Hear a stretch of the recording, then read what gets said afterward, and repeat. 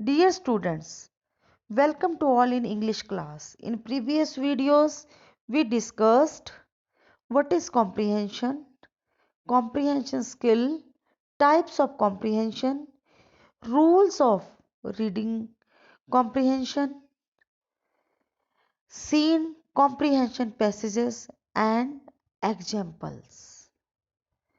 Today we will discuss unseen comprehension passages and examples. प्यारे बच्चों, English की class में आपका स्वागत है। पिछली वीडियोस में हमने कॉम्प्रिहेंशंस के बारे में विस्तृत जानकारी प्राप्त की। हमने यह जानकारी विभिन्न उदाहरणों की सहायता से प्राप्त की। आज हम अनसीन कॉम्प्रिहेंशंस की बात करेंगे। Let us start. Unseen passages are those passages which are not present in your book. It is given on the question paper which you haven't read and you have to answer those questions with reference to the passage. बच्चों unseen शब्द से ही पता लग रहा है कि जिन्हें देखा ना को गया उन्होंने। अनसीन पैसेजेस ऐसे पैसेजेस होते हैं बच्चों जो आपकी बुक में नहीं होते और ये आपके क्वेश्चन पेपर में आते हैं जिन्हें आपने पहले कभी पढ़ा नहीं होता।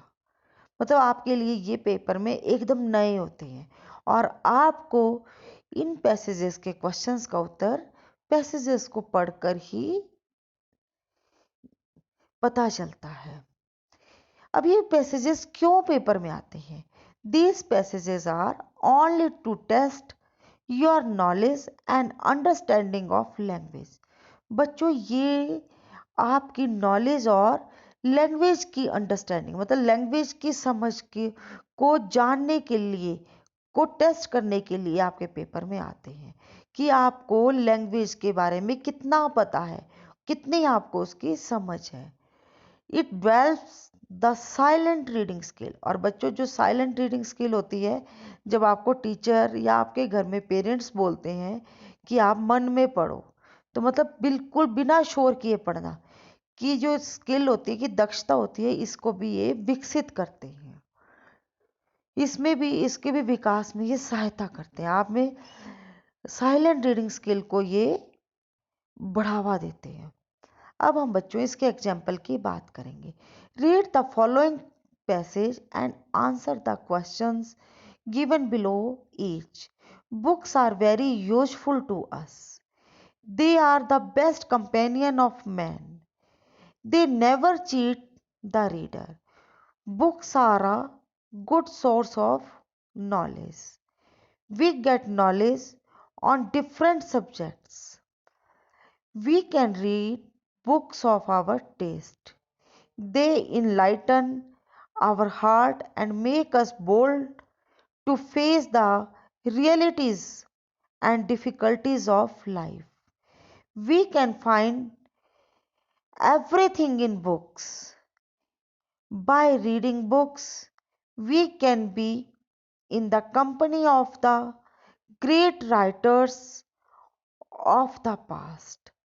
We can be in the company of the great writers of the past.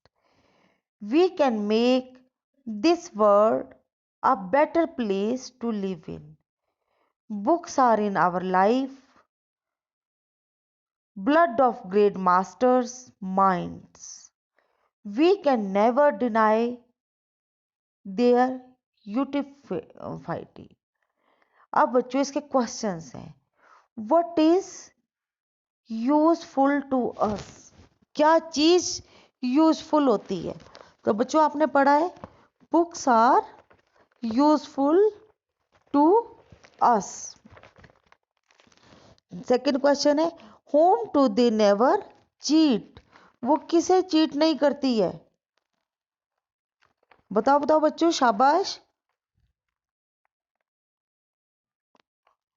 Books किन्हें चीट नहीं करती हैं? They never cheat the reader. पढ़ने वाले को, जो बुक्स को पढ़ते हैं। Whose best companion are books, किसकी बेस्ट कंपेनियन होती है? Books are the best companion of man. What are the books source of? Books are a good source of knowledge. बच्चों जब आप पैराग्राफ को पढ़ोगे तो तभी आपको पता लगेगा ये सारे questions. How do the books help us? How do the books help us? The books make us bold to face the realities and difficulties of life.